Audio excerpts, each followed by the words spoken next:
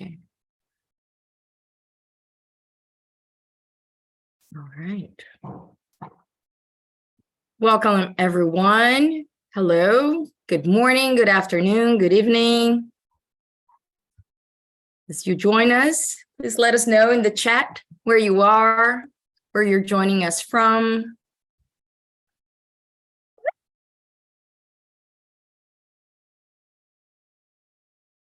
We're going to wait just a few seconds, a minute, actually, to get started because we have a lot of people joining.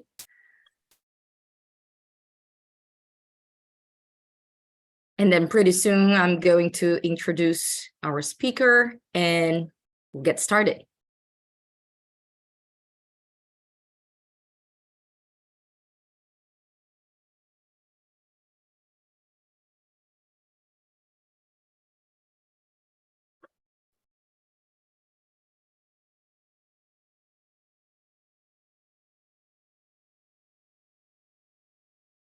If you just joined us, welcome. Thank you for being here.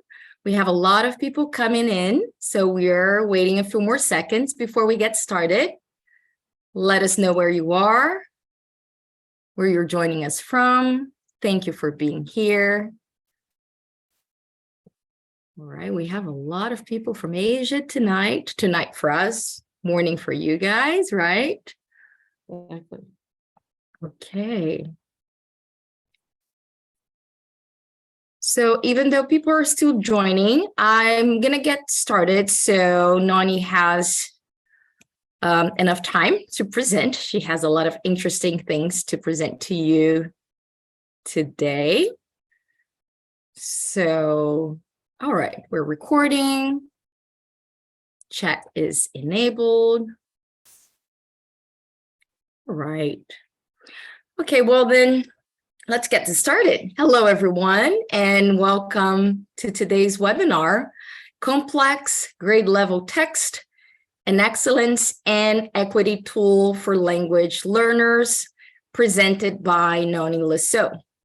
We're very happy to be hosting this session, and we would like to thank you again for joining us from so many different places. My name is Luciana Wilson, and I am the Product Marketing Manager for the content-based English programs here at National Geographic Learning. Before we get started, I would like to take a minute to go over a few housekeeping notes. So first off, at the bottom of your screen, you will notice that there are several icons. The first button on the left is the chat function. I can see most of you already know where that is. So be sure to send your messages to everyone to ensure that everybody can read it. On the right, you will see a Q&A button. Please use this button to ask questions to the presenter because we will have dedicated time at the end of the session, and Nani will answer your questions. And finally, we will be sending along a certificate of attendance and a recording of the session within 5 business days. So with no further delay, let me introduce you to our speaker. Nani Lasso is Roy Larson Professor of Education and Human Development at the Harvard Graduate School of Education. Her research focuses on promoting the language and literacy skills of today's children from diverse linguistic, cultural, and economic backgrounds. She's the series editor of Lift and co-author of Reach Higher, both from National Geographic Learning. Now that you know more about our presenter, please welcome Noni. Noni, thank you for being here tonight. Hello and welcome from Massachusetts. Good evening for some of you, certainly good morning, good afternoon. It's always so wonderful to have a global community coming together. And I want to thank you for your engagement and your own continuous improvement and learning. And I hope that we can have a really productive conversation today. So as Lou said, I am focused tonight in Massachusetts on this one aspect of pushing our language learners forward and thinking really hard together tonight about complex grade level text as both an excellence and an equity tool for language learners at all stages of language learning. So my goal today is to outline some of the ways that content-rich grade level texts cultivate knowledge, language, and comprehension skills, but also I want to push together and talk with you more about how they are a tool for educational equity, especially among our language learners. And I'll spend a little time at the end, sort of a spotlight, a deeper dive. What does this look like in classrooms when it's effective? How do we use grade level text as a learning and teaching tool? So I'm going to get started. I'm going to spend just a moment making sure we're all on the same page with the population. And I just want to say, you'll get this recording and these slides, and also I have some interactive pieces built in. I really want to hear from all of you through the chat and through our polls as a way to kind of make sure that we feel like this is a learning community. So let's spend a couple of minutes kind of in a level setting about the population itself. So we have a large, diverse, and growing population of language learners. There are more than a billion worldwide. Here in the US, there are more than 350 languages spoken, and worldwide 7,000 plus. Large, diverse, and growing. And by growing, let's look at some statistics together, just to put some shape on this idea of the exponential growth in this population. 20 years ago, there were estimated to be about 1,000 English language international schools worldwide. And these were largely for children of expats in those countries, where those children were learning English because that's the language of the family and the language of the native country. Today, there are more like 8,000 international schools. There are more like 4.5 million students. 80% of those are from the school's host country. And if we project out another decade, it's estimated that the number of international schools will likely double, which would put us at about 16,000 schools and about close to 9 million students worldwide. So let's think together about this large, diverse, and growing population and how we help them meet their goals, because they are starting their English language learning education younger than they were even a decade ago. And they have an expectation that they will need to do more in English in the classroom, in the workplace, and in their personal lives. And the research would say they are right about that. They are going to need to do more than the previous generation. So what do I mean by that? Well, these learners are growing up in a context where globalization, social and economic development demand new skills of our next generation.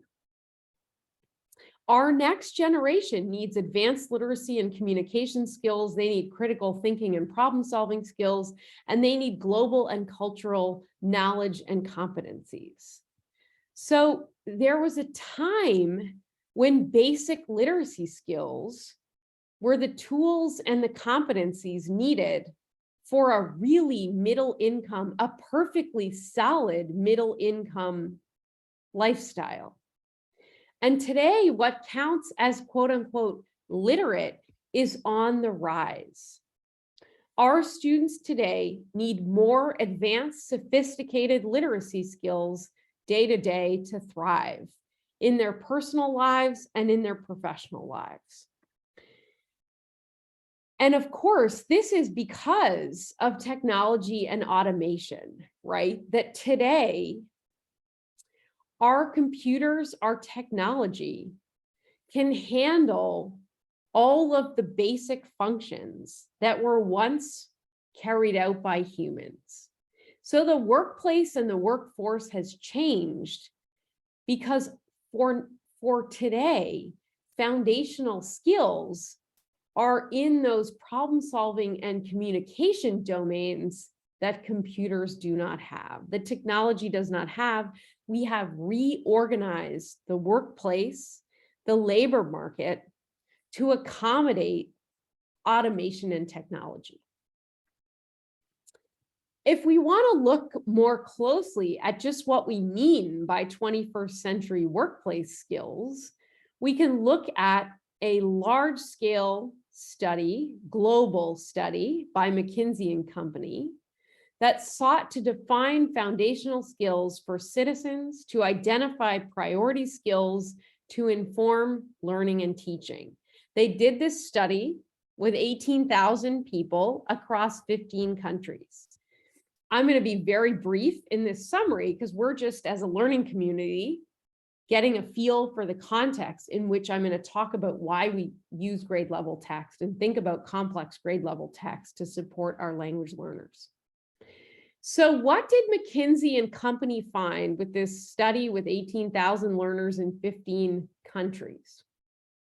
What they found was that the skills for our next generation fall into 4 buckets. Equally important 4 buckets: cognitive, interpersonal, self-leadership, and digital. And when we unpack those, we see them then showing up in lots of the frameworks and the standards and the aspirational organizing frameworks for our next generation.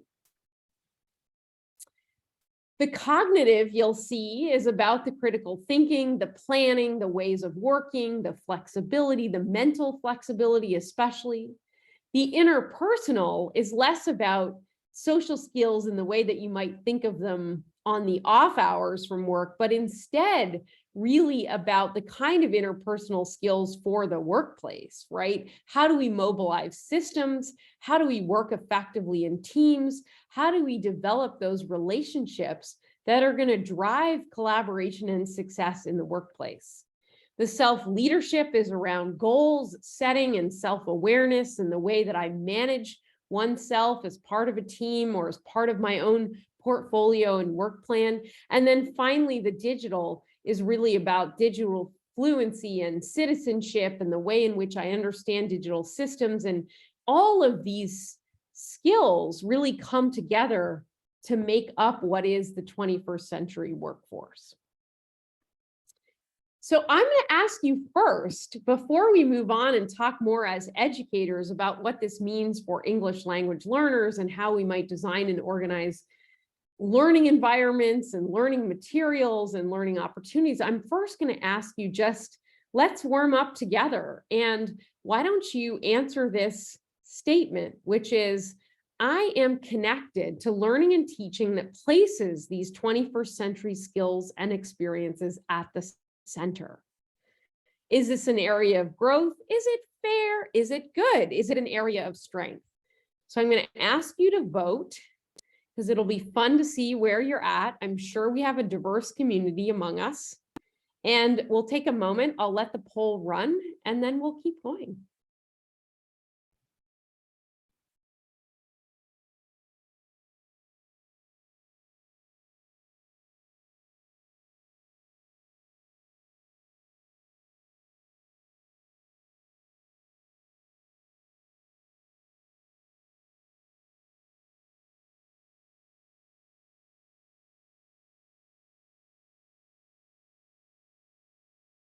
Let's hear about what you're connected to and how you might think about the 21st century skills. Okay, area of growth is our largest share of the results, but we're pretty spread out and pretty mixed. We've got fair as the lowest, area of strength about 21%. So 1 in 5 of you is feeling like this is an area of strength, which is phenomenal. And we've got about a quarter talking about thinking about this as relatively good. So mixed group, welcome everybody. We all always have room to grow. So I appreciate the honesty and the candor and hope that we can keep pushing forward this evening. So let me turn now. That's the big picture setting. Who are our learners? Where are they headed today and tomorrow? So if we took those 4 domains, let's say, of the 21st century workplace skills, and we thought together about what this learning environment looks and feels like, let's just spend a moment there. Well, first of all, if we look closely at the rapid growth of the kinds of jobs that are out there for our learners today and that have grown exponentially in the last couple of decades, we come to find out there's sort of 4 buckets of skills that drive the fastest growing jobs. One is about the ability to solve unstructured problems, right? Because the structured problems are being solved by technology. They demand rules and algorithms, and technology can frankly do a better job than the humans can. So we're talking about unstructured problems, right? Where we don't have easy solutions, where there's no one right answer, but we can certainly pitch towards a strong solution that takes into account the trade-offs. The second area that we see in this literature loud and clear is the ability to work with new information. So we're building up our conceptual reasoning skills in these learning environments because our students need to work with new information. They are engaging in oral and written communications that are going to convey knowledge and reasoning to others. Think about proposals and pitches and ways of suggesting the right path forward. And finally, I don't need to tell all of you, they are working in collaborative, culturally competent ways through team-based and project-based approaches. And that certainly fits with where they might be headed if we had to guess in terms of their later workplace. So these are environments, in summary, in short, where our learners are mentally active, they're engaged, they're socially interactive, and they're building meaningful connections to their lives. And if you stop and think for a moment, there is a moment where we ask ourselves very honestly, just how much our learning environments and opportunities look and feel this way. And when we get down to designing these environments, so if we had to go ahead and put some principles out there, what are the key principles that come up when we go ahead and think about designing learning environments and learning materials that will set our students up for success today and tomorrow? Well, first of all, you're going to see here on this slide that we are going to think immediately about units of study with complex grade level text, content-rich themes, and sets of texts to go in that space. We're going to think about these ideas of rigor and challenge, but in a supportive context. We're going to combine explicit instruction with inquiry-based learning. We're going to think about consistent routines and language, especially because we want to support that peer-to-peer learning and interaction. If everything runs through the teacher, one student to the teacher and back at a time, we're going to be very ineffective. We are also not going to leverage the assets that are in that classroom. And finally, we're going to do all this thinking about that culturally responsive learning environment, a global, really inclusive learning environment. So those are the design principles.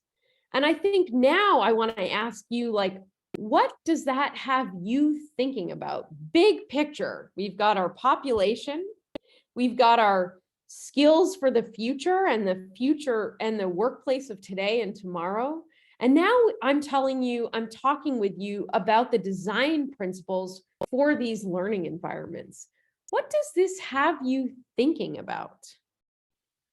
Go ahead, I'm going to let the chat roll for at least 30 seconds, maybe a minute.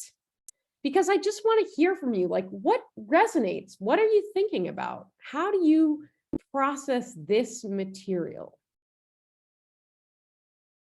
I'm going to let the chat roll. Don't be shy. Educators are really great at creating a very global but inclusive and active learning environment in a short time.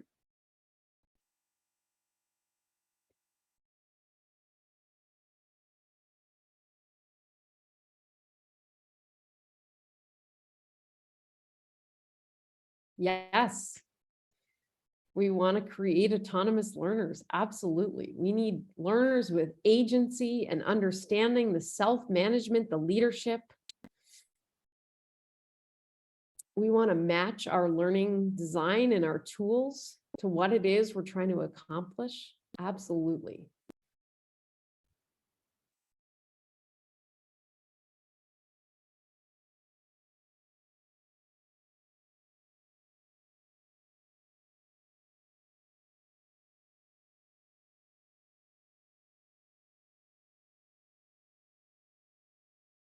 Yep. We're going to bring their lives to the classroom in some way, shape, or form. We're going to make this authentic. We're going to make it inclusive. It's going to be psychologically safe. We're going to promote well-being, right? And have it learner-centered. Absolutely.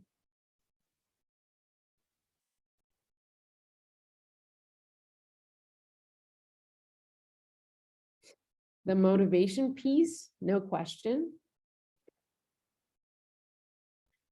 Absolutely. We're going to think about voice. How is it that their learning environments can be theirs, right? And not ours necessarily. We need that active learning. We need many modes. We need to really increase engagement. And we need them to start self-assessing and being in charge in part around their own skill and competency development. Thank you. Really great warm up. Okay. Those are big picture ideas and some sections that really kind of pull together the context and the big picture. What I'd like to do next is turn to this idea of classroom and curricular design to drive those skills and competencies for today and tomorrow.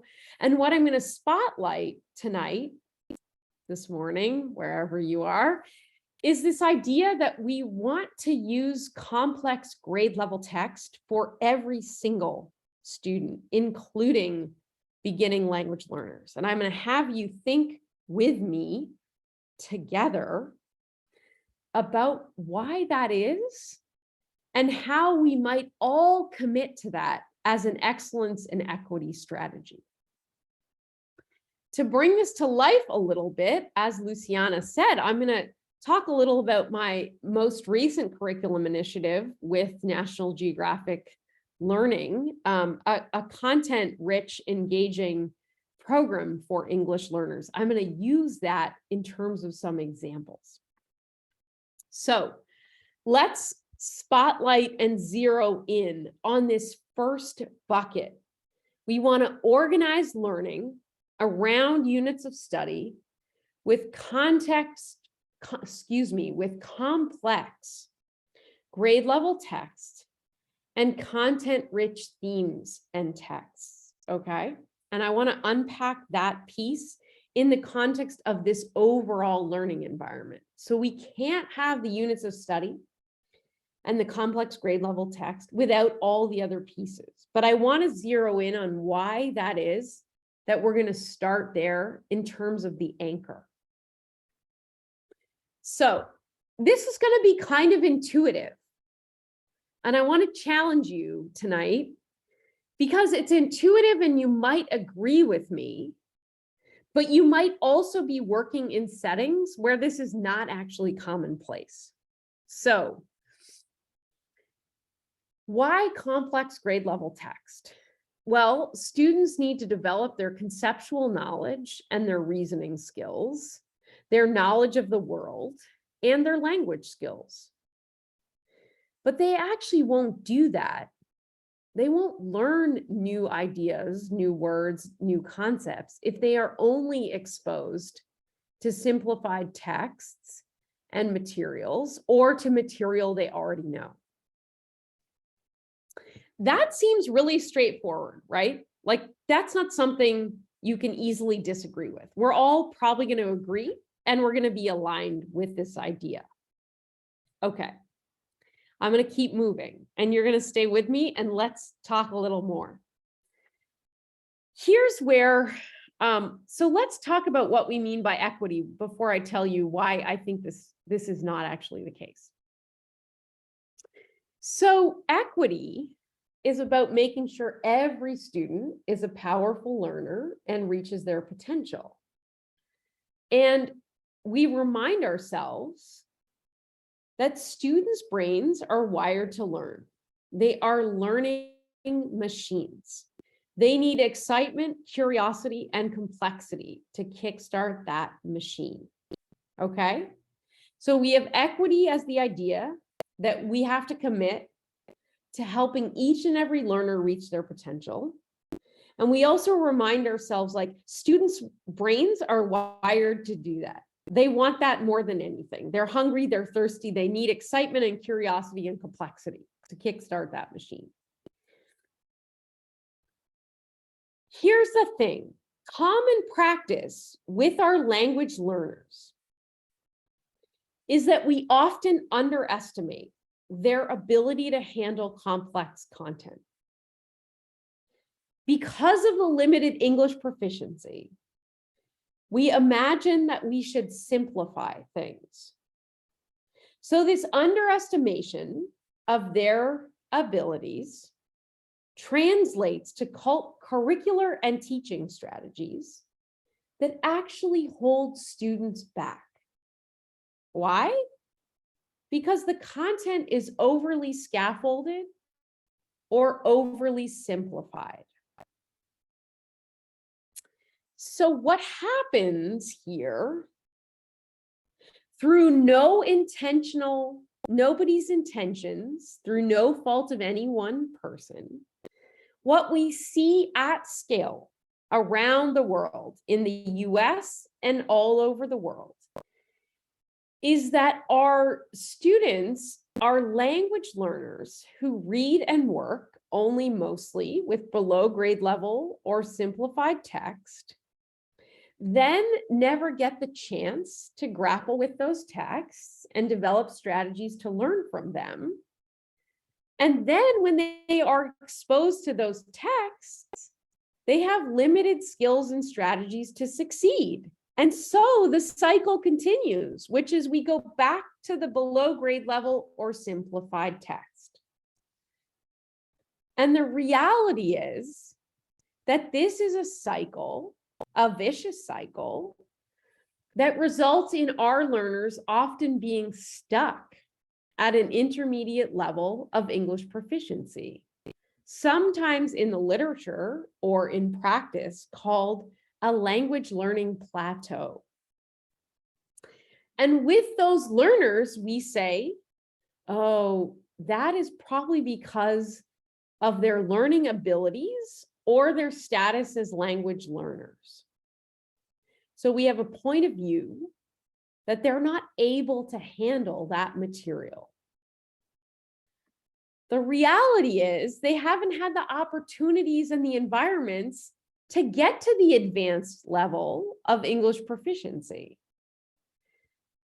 So when we look ahead with this group, we know that having only basic or intermediate language skills compromises their daily learning and progress and the goals they have set and their families have set for themselves for the future. So we are going to focus closely together on how we might interrupt this cycle, respond to this inequity, and think together about a path forward for this very, very large and growing and diverse population who are really strong thinkers. We're going to think together about why we might start with grade level, complex grade level text. Why? Because it's a platform. It provides the basis for more engaging tasks and projects that build strong readers and writers and listeners and speakers. It features topics that are more likely to fuel our learners' engagement and curiosity.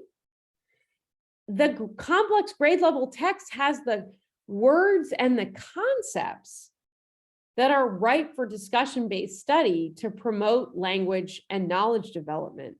And finally, last but not least at all, is we are sending strong signals to them that they are academics. So it has the strong potential to cultivate learners' positive academic self-concept. In that way, all of this together makes grade level complex text an equity and an excellence tool for language learners.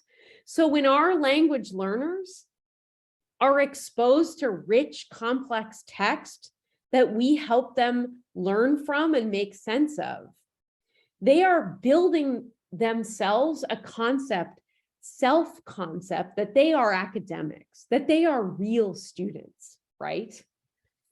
So I'm going to ask you, before we talk about how exactly do we do this, even with our youngest learners who are beginning English proficiency, beginning stage, I'm going to talk about that in a moment. But first, I'm going to ask you about your connection to learning and teaching that uses complex grade level text with learners at all stages of English proficiency. So tell us, where are you at with this tool in the learning environments that you are working in? I'm going to let this poll run for just a moment, and then I look forward to hearing from you.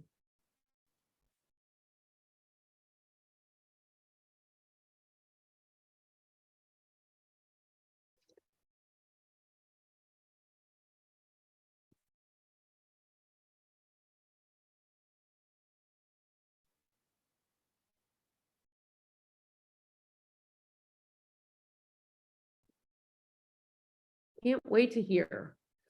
What's your connection to learning and teaching that puts complex grade level text at the core for all learners, including all stages of language proficiency?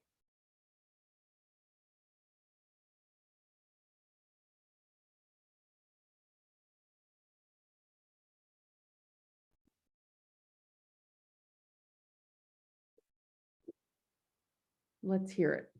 And then we'll jump into what this looks like in classrooms. Okay, area of growth for the majority, or at least the largest response. About a third of you, more than a third, say this is an area of growth. About a third say, fair. Okay, so together, that's close to 70% of our community. That doesn't surprise me. We have a long tradition of using very simplified materials with language learners. 23% of you are feeling like this is good, I'm there. And 13% are saying this is a real area of strength, which is amazing. So nice job. I appreciate your honesty. I also think this kind of context and radical transformation of the workforce has actually, in the workplace, has actually been pretty rapid. It's happened in a hurry. And in some ways, what I'm putting forth, what I am talking to you about, is really in many ways very different from the tradition of ESL teaching that we have been used to for decades.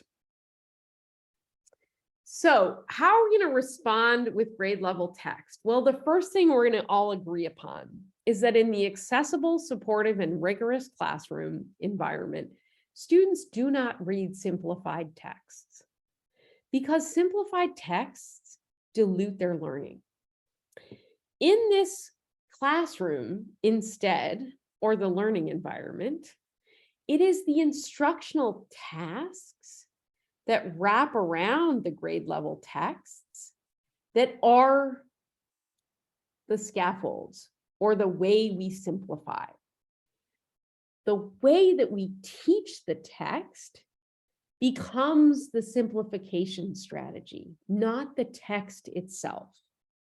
So the texts and the materials build the new understanding and skills.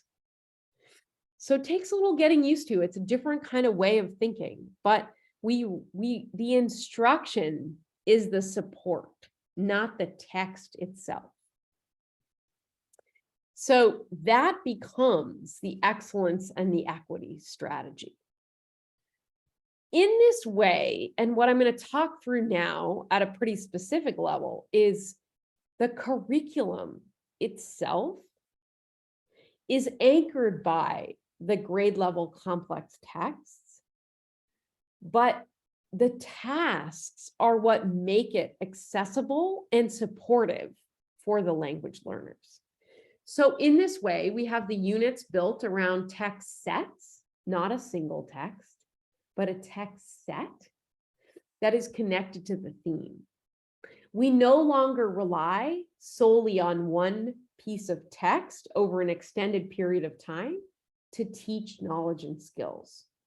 We're moving through a text set in order to hit upon a concept and some ideas from a lot of different dimensions and angles. We are organizing the unit around an engaging question, and we are opening with a text that we think of as the hook for student learning. Because remember, part of the equity strategy is our instruction has to be engaging and powerful. It has to promote curiosity. So we're also thinking about text in very broad ways. Visual texts that are photos and illustrations and graphics that support reading comprehension.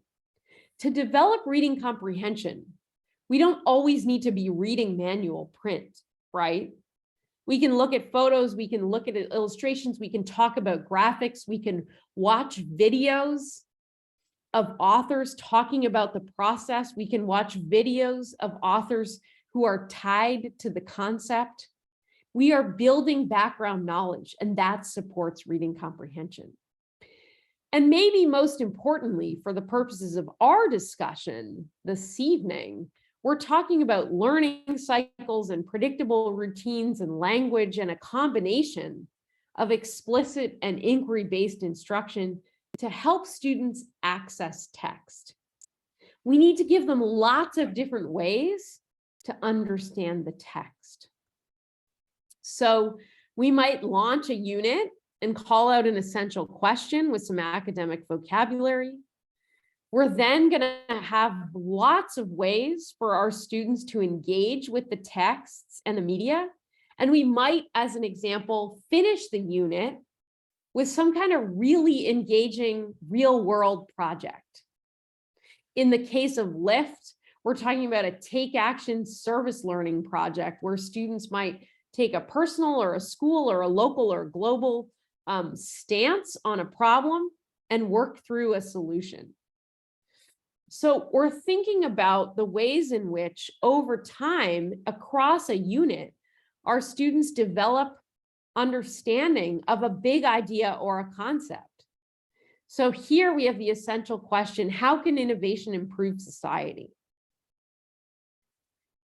There are sub-questions and there are ways that we design the unit with several readings of video and infographic, with the writing integrated and the speaking and the listening through to the project, where we give students lots of different chances and opportunities to develop this concept, understanding of this concept of innovation.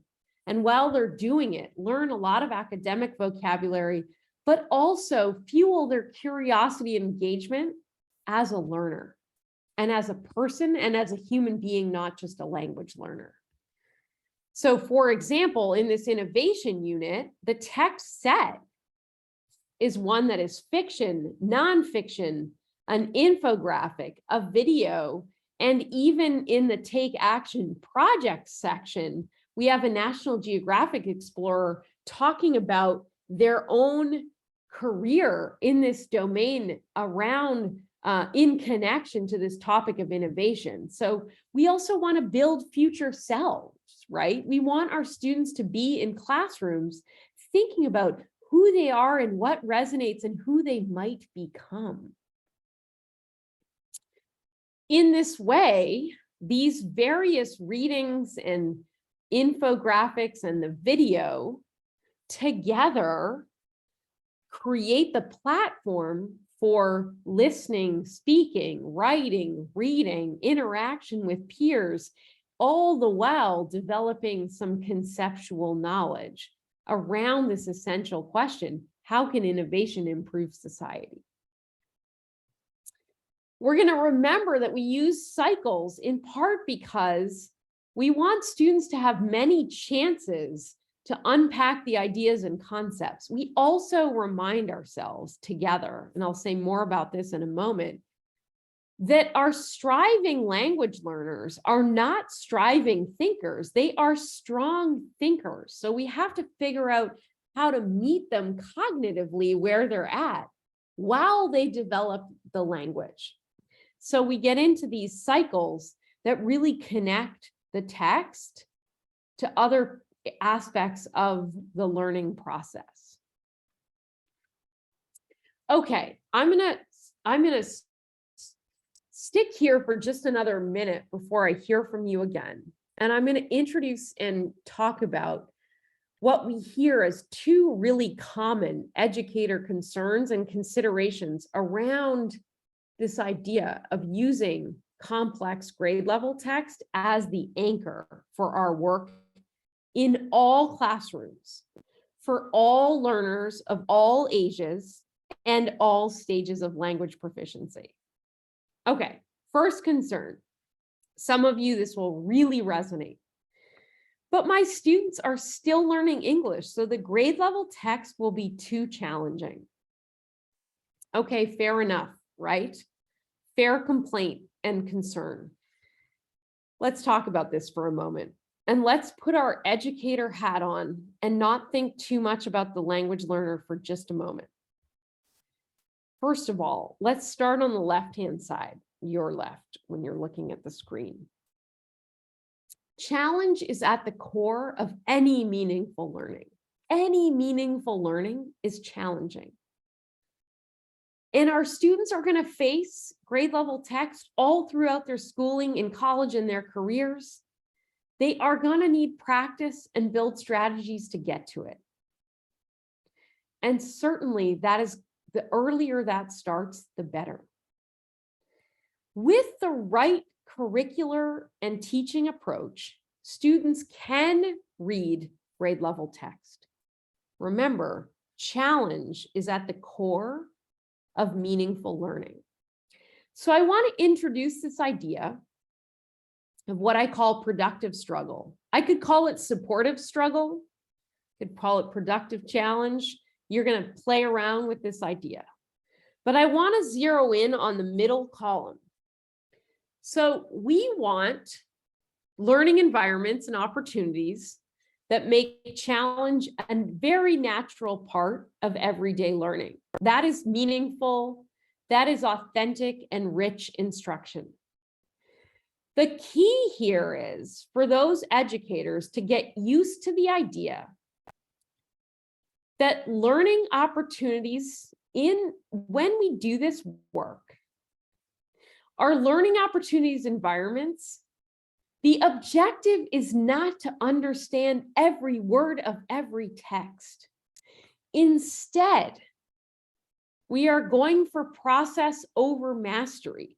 Students just need to keep practicing to learn and apply the strategies and to work through grade level text and to continually be exposed to talk about, to discuss, to write about big ideas that are at their grade or age level. The goal is not to understand every word of every text. And as soon as we make that the goal, then we keep our language learners in very simplified text and very basic learning environments. And that is the inequity problem. So here, for example, we're going to need the key vocabulary. We're going to need discussion frames. We're going to need ways of working together. We're going to have to help our students make sense of and work with rich text. But if we build in those cycles and we design strong units of study, we can get there. So what does productive struggle make you think about? Let's think about this term together. Supportive struggle, productive struggle. What does it make you think about? I'm just going to let the chat roll right now. Let's hear it.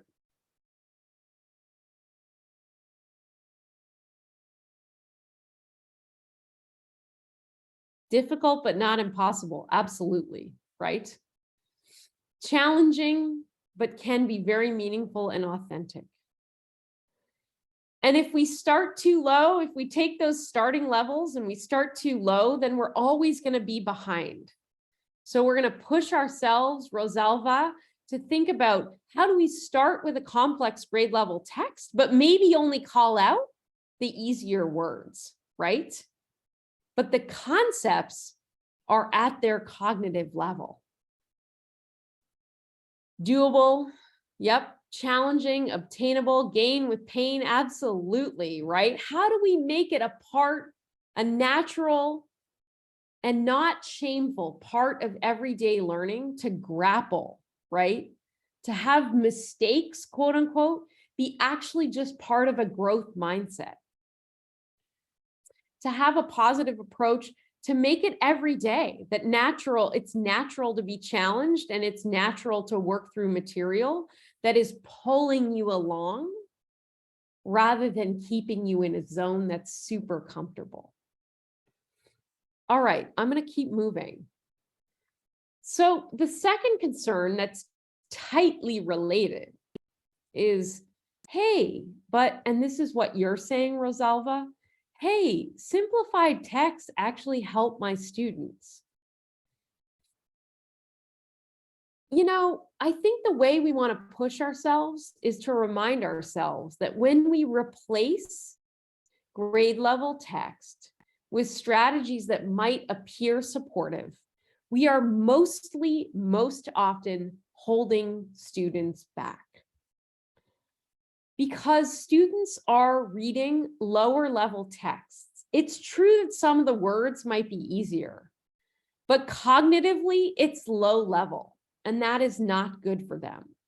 They are sometimes being read to, so they're not practicing their own reading skills.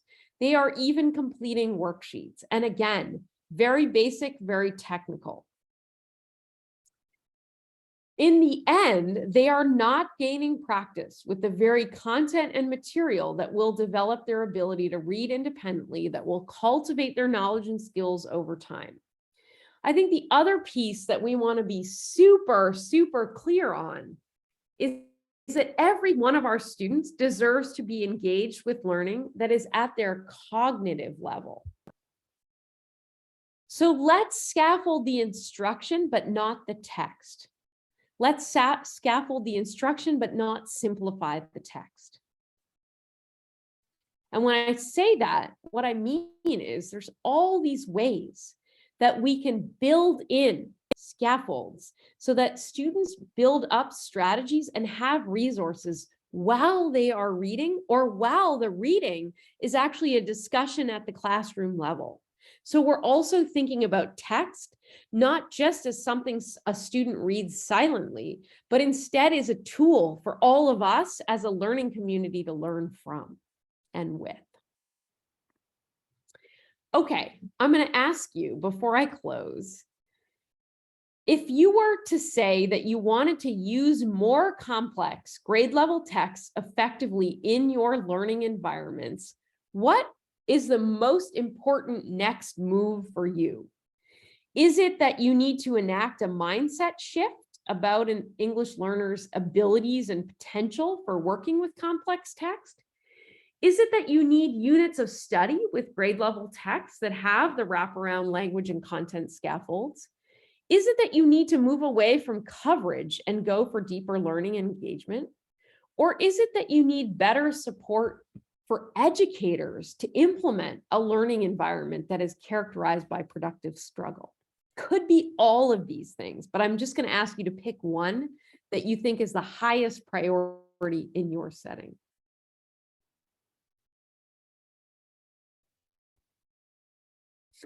I can't wait to see what you think. We had a webinar like this earlier today. So I'm curious if we have resonance across the two learning communities, or we have difference. Let's see. What is the greatest priority to get there?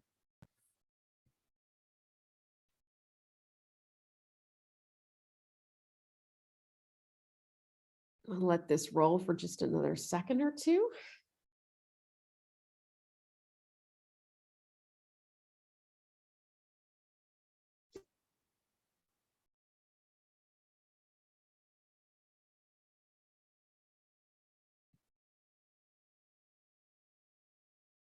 All right, let's see it.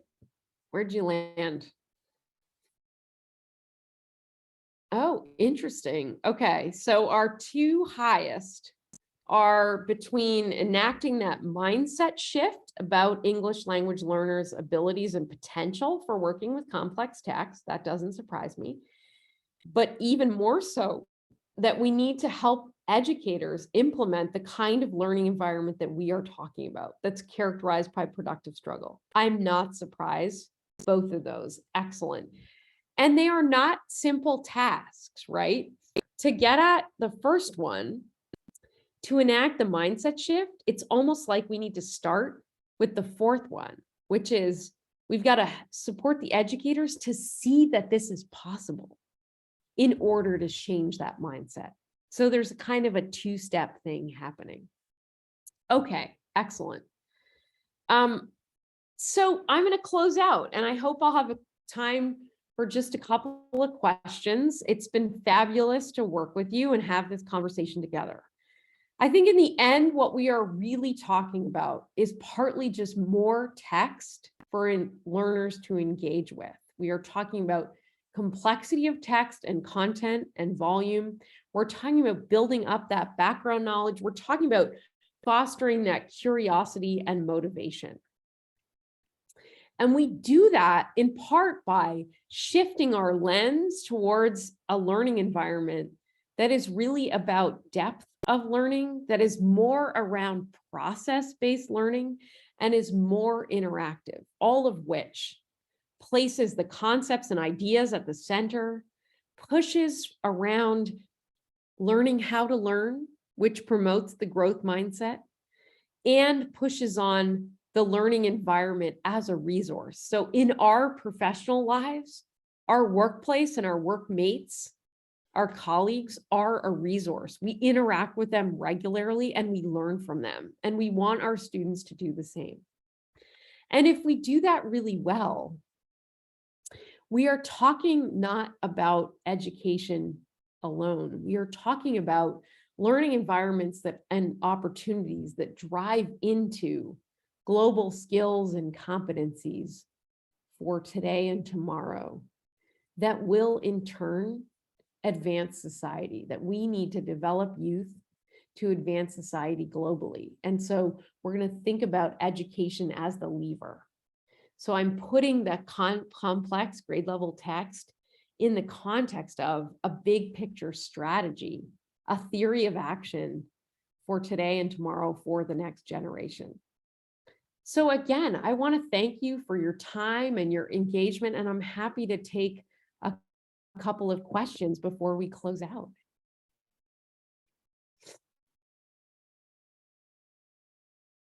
Thank you so much, Noni, for such an amazing session. We had so much interaction here. We do have a few questions here, and I think we have a few minutes.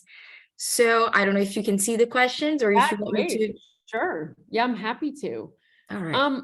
You know, the first question is really about educator training and how do we think about programs to support the educator workforce to help them design these learning environments. And I will say that after 20 years of research and a lot of partnerships with school districts and schools, both in the US and globally through my work at Harvard University, I will say that the best training starts and is anchored by really strong curriculum. It's very, very hard to do this kind of work, to design the kind of learning environment that I'm talking about, if you don't first have the materials to do that, right? Because if the model is one text over an extended period of time and a lot of work on grammar and vocabulary, it's very hard to even know where to start. And those teachers who would like to get there need the units of study and the materials to even start to become more skilled. So we start with the curriculum and we layer the professional learning on top of it. And ideally, the curriculum is used by a lot of educators in my school, at my site, because then we become a learning community together and we support each other in our upskilling and our implementation. And that's very well documented in our research, that what we really want are professional learning communities that are driven by a curriculum and an approach to assessment that gives them a shared language and a shared approach to developing their own skills. There's a question, this follows entirely on this last one, which is, what kind of examples of the scaffolded instruction? Well, first, we start with the design of a unit, and a unit itself is a scaffolded tool because we're going to work on the same concept over time. And very often what happens with our language learners is we have really good lessons, but the lessons aren't connected to each other. And if the lessons aren't connected to each other, then we're not scaffolding the learning. Then we're not giving our students an opportunity to develop their skills and competencies through repeated exposure and opportunities. And then more concretely, I think as an example, I have this slide here where, just as one example of a series of scaffolds for even one text, right? There are a lot of ways that we help students understand that text. What else? Are there other questions out there? You can put them in the chat. You can put them in the Q&A. I'm happy to take one more. Yeah, I think we have time for just one more. Yeah. We have quite a few. Absolutely. Here.